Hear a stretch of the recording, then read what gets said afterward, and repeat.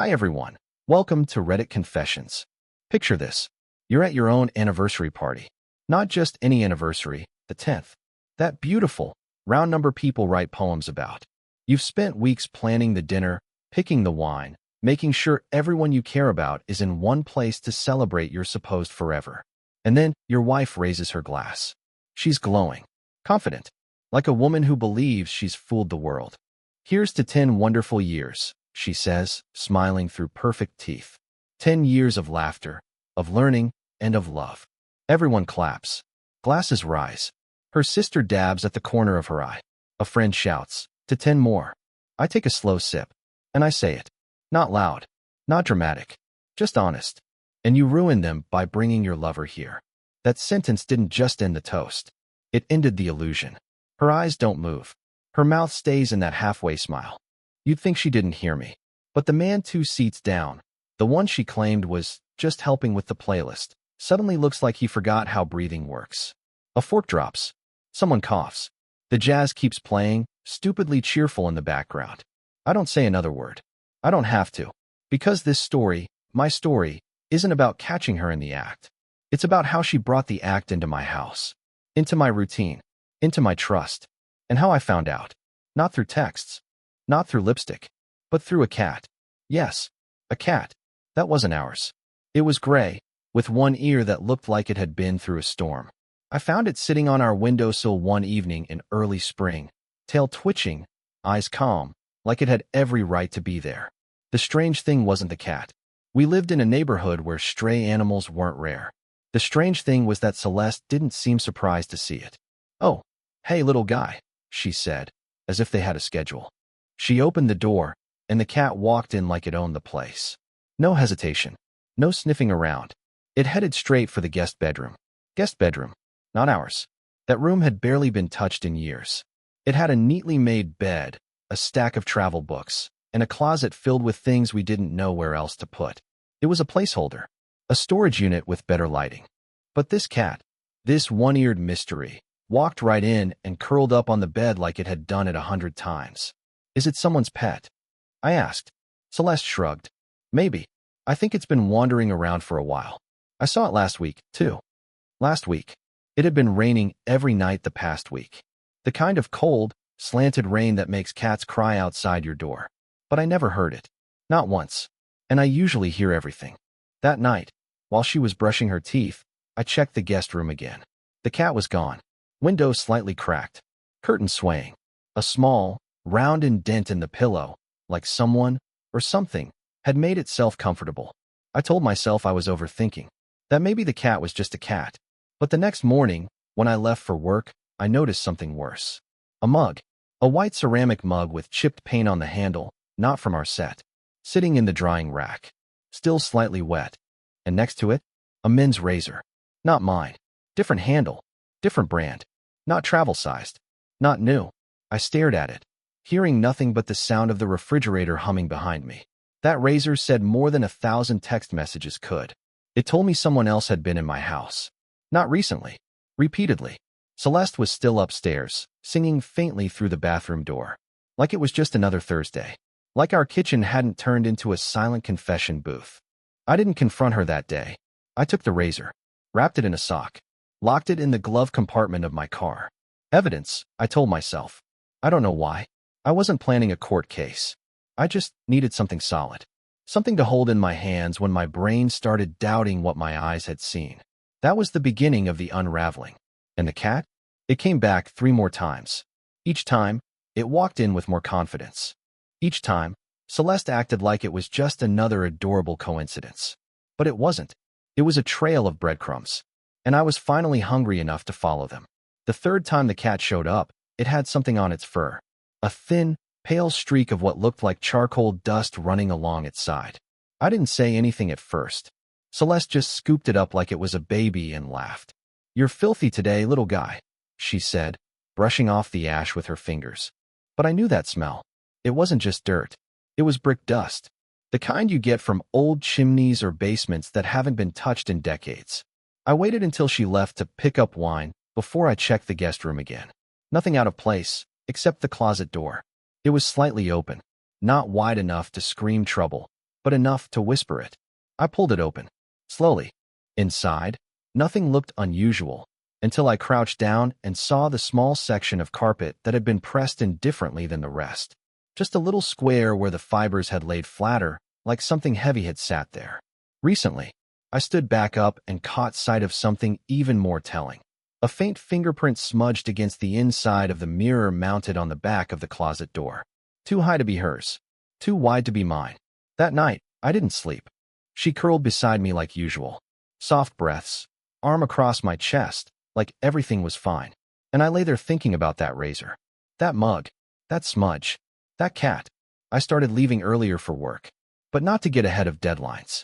I was circling back to the house 30 minutes after leaving. Parking 2 blocks down.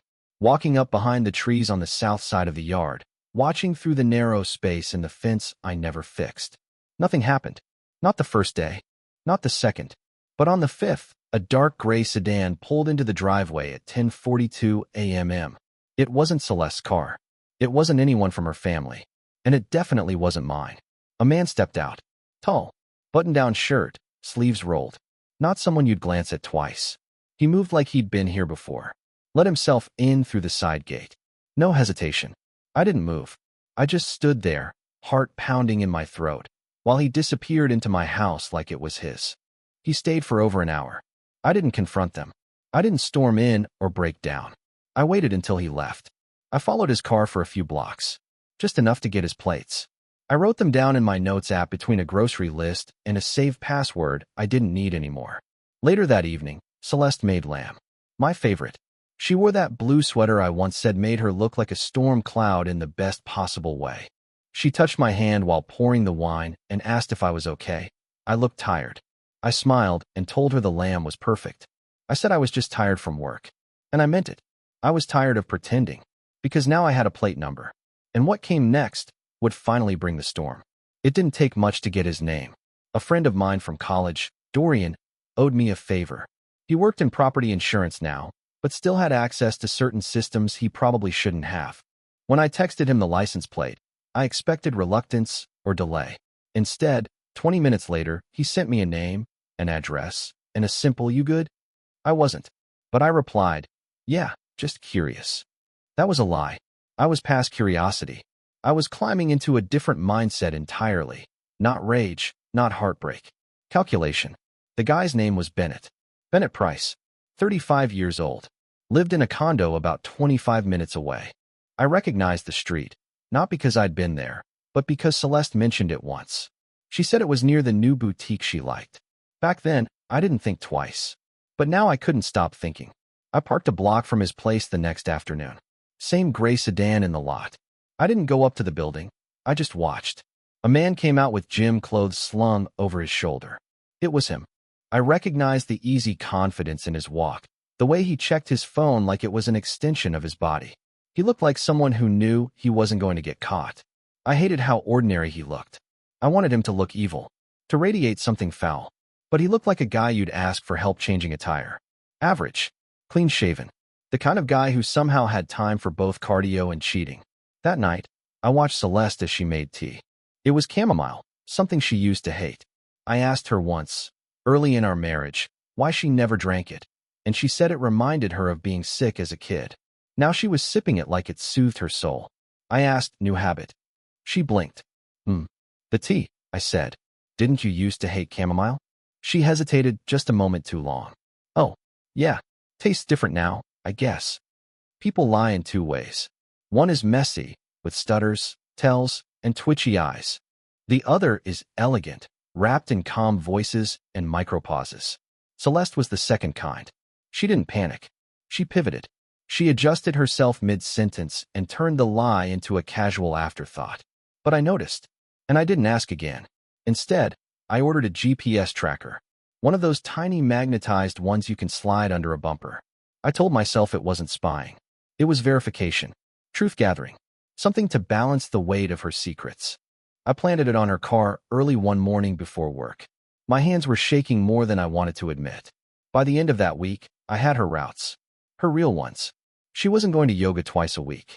She wasn't visiting her sister. She wasn't running errands on the far side of town. She was going to Bennett's condo. Midday. Tuesdays, Thursdays. Once on a Sunday, I sat there staring at the location history like it was a crime scene photo. It felt sterile and brutal. There was no room for excuses or misinterpretation. This wasn't flirtation. It wasn't emotional cheating. This was routine, intimate, rehearsed. She was living two lives.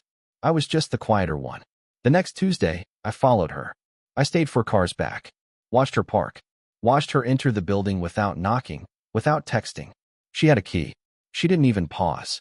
She moved like she belonged there. I waited an hour. 2. I don't know what I expected. A window to shatter. Her to run out in shame. Something cinematic. But no, just stillness. And the cat. That stupid one-eared cat wandered past my car like it was on patrol. At 2:47 p.m., she came out, adjusting her hair, wearing different earrings than she had that morning. She got in her car and drove off. I didn't follow. I just sat there, finally realizing what made this affair so much worse than the act itself. It wasn't reckless. It wasn't impulsive. It was planned. And I was going to ruin it with the same precision. There was a time I thought cheating was about weakness. A lapse. A bad decision made in the haze of lust or boredom. But this was architecture. A careful design. My wife wasn't escaping something. She was building something behind my back. Carefully. Quietly. Like I wouldn't notice a second home rising behind the one we shared. I didn't yell. I didn't accuse. I started documenting. Every time she left the house, I took note. I snapped photos of her outfits. I timestamped everything. I screen recorded her GPS trail.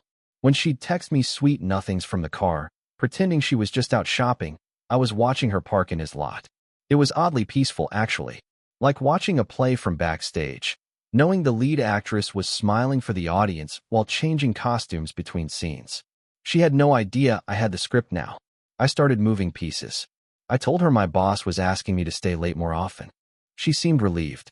Less need to explain where she was going. I added an extra line to our shared calendar. Lowell's work dinner. It wasn't real, but she never questioned it.